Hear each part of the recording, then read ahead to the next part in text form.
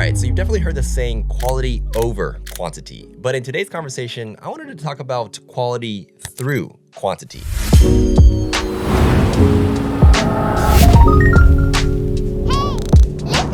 This shift in my perspective and the embracing of the concept quality through quantity, it's something I've been thinking about a lot recently, and I just want to make a video today talking about the concept in general and how it shaped my career and my workflow. So the idea of quantity through quality essentially is by increasing the amount of work that you create, the amount of reps that you put in to your craft, the more quality overall that exponentially grows from that work that you put in. While that may seem like a pretty matter-of-fact explanation and something that seems pretty obvious, I think the overall concept is a little bit more difficult when it's put into practice. When I started to shift my focus from the pursuit of perfection to really a calculated pursuit of creating more quantity, creating more reps, more pieces of work, that's where I saw a shift really in the overall quality and my overall skill set as particularly a videographer and a photographer. Now, the commonly used phrase of quality over quantity basically means that you don't want to really detract your overall quality just purely by outputting more, let's say videos, for example. I can totally understand this concept of you don't want to sacrifice your overall quality of work just by putting out garbage into the world. However, I think there's a sweet spot between quality and quantity, leaning more towards quantity that overall increases your quality. Let me explain. Let's talk about increasing your quality through repetitions. So the overarching theme is that by creating more work, your quality incrementally grows. And this is the idea basically of just compounding interest, where by putting in the work every single day, your work overall increases almost exponentially on a curve. This makes total sense. The more times that you practice a specific type of photography, the more accustomed you are to A, your tools, B, certain situations. By putting yourself in certain situations more and more, you become more accustomed, more natural, more confident, and your overall work increases. That's not rocket science. The more times that you work on a lighting technique, the better that you become at it. The more times that you're put in a certain situation or a new situation, the more adaptable you become and the more confident you are in certain scenarios. That's also a given. The more editing that I did, the better editor I became. I've been working in Premiere Pro almost daily for the past 5 years. And if you compare my work from the beginning of that time period to now, it's almost night and day. And that's clearly going to be the case in any skill set that you do, whether you're a painter, whether you're a photographer, whether you're a talk show host. The more repetitions you put in, the better they become. Easy. Now, the difficult aspect of that is finding the balance between quantity and quality. How do you not sacrifice your quality when you're in the pursuit of putting in more repetitions, becoming a better whatever you're trying to become? This is where the power of time constraints and goals has become so important. The key here is shifting your mindset from the pursuit of perfection to the pursuit of progress. To give you an example, currently, I have a goal of creating a short form piece of content every other day at the bare minimum, and it's actually, my goal is every day. For a long period of time, I had a strict deadline imposed on myself of getting out either a reel or a photo on my socials every single day. Now, there are two ways to go about imposing a strict deadline like this on yourself. The first way is when you start out, you have a lot of confidence, you have a lot of motivation, and you are working towards your goal. But after a while, the self-discipline sort of diminishes and you start to put out content just to put out content. You start to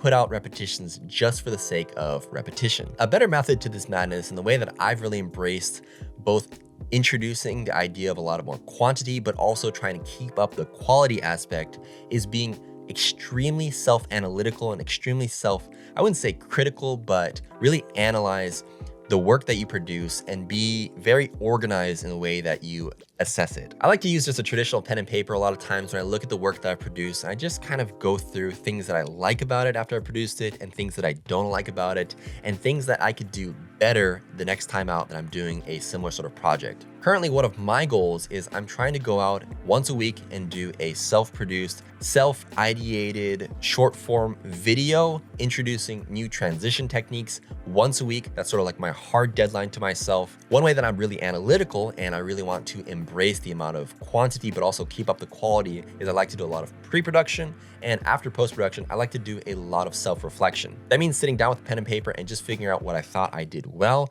some things that I thought didn't go well, and some things I wanted to try out in the next shoot. These time restraints and goals essentially force you to not put out perfection, but put out good enough. A piece of work could always get better. You can always put more hours into the edit or more hours into your final painting. But at the end of the day, if you're right before your deadline and you have to publish, you have to put out a piece of work, you're going to have to accept the level of quality that you've finally kind of figured out and gotten to that point. And you're gonna have to throw perfection out the window. I think this is a very positive thing, because if you're not happy with the work that you put out in your self-imposed restrictions, then next time you could start to figure out systems that help increase your quality, to help get closer to that level of perfection each and every time. This is where tracking growth becomes very valuable. And when you talk about tracking growth, basically, you're not trying to look at your work in a negative light. You're trying to look at your work in a very self-critical and evaluative light. And so you're essentially looking for things that you thought went extremely well.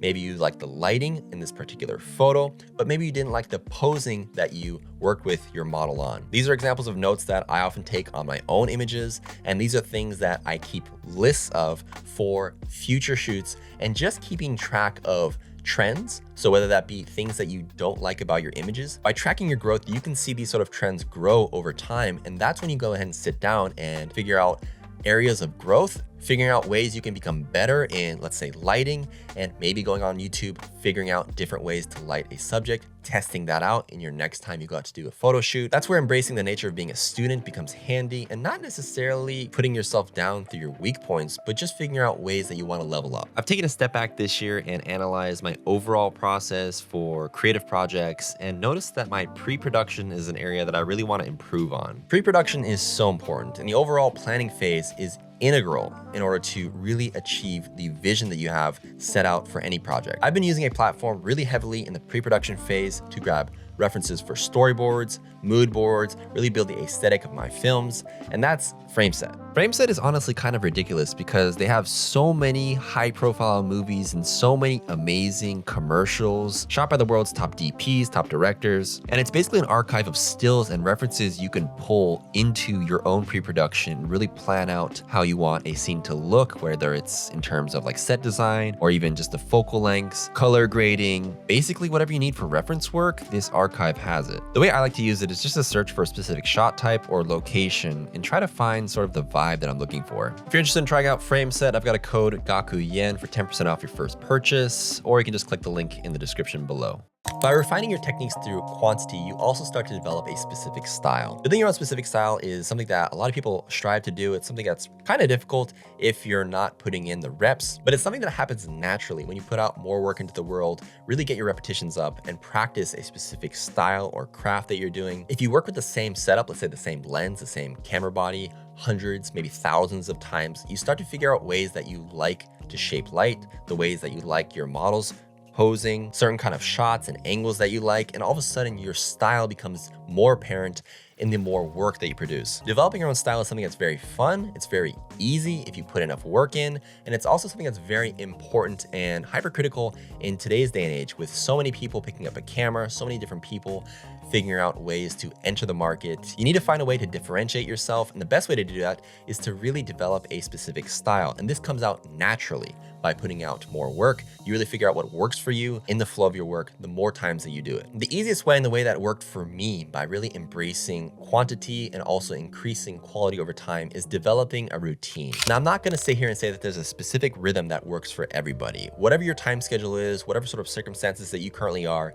I think the best way to go about this is to figure out a routine that works for you. However, I think there's a benefit to really pushing yourself just that little 10%, 15% extra in whatever you think you're currently able to do by pushing yourself and imposing some strict deadlines that really push you just a little bit. For instance, maybe you feel comfortable going out and shooting just on the weekends. If possible, if you can sneak in an extra shoot every week, so you're shooting maybe one weeknight every week, all of a sudden you're increasing your output by a third. And those sort of small incremental gains that you can really adjust to your own time schedule can really be compounded and produce a lot more quality over time. For me, for a very long time, that was a self-imposed strict deadline of producing one piece of content every single day, whether that be a reel or a post. For most of the time, it was producing reels. And over time, I realized that there were certain things about the video content that I produced I didn't like, so I tried to refine it, try to fine tune it. If I look back at even a piece of work that I produced a year ago,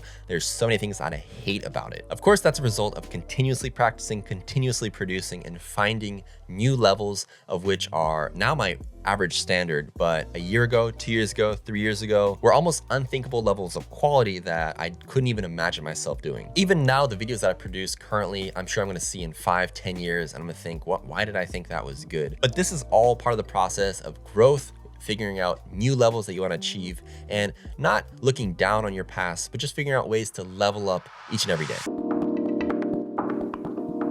It's not just creating more for the sake of it. It's creating more to learn, to improve, and overall refine your craft over long periods of time. If there's one takeaway from this video, it's don't wait for perfection. Set goals, put in the reps, and trust that the quality will come. Keep creating, and I'll see you guys in the next one.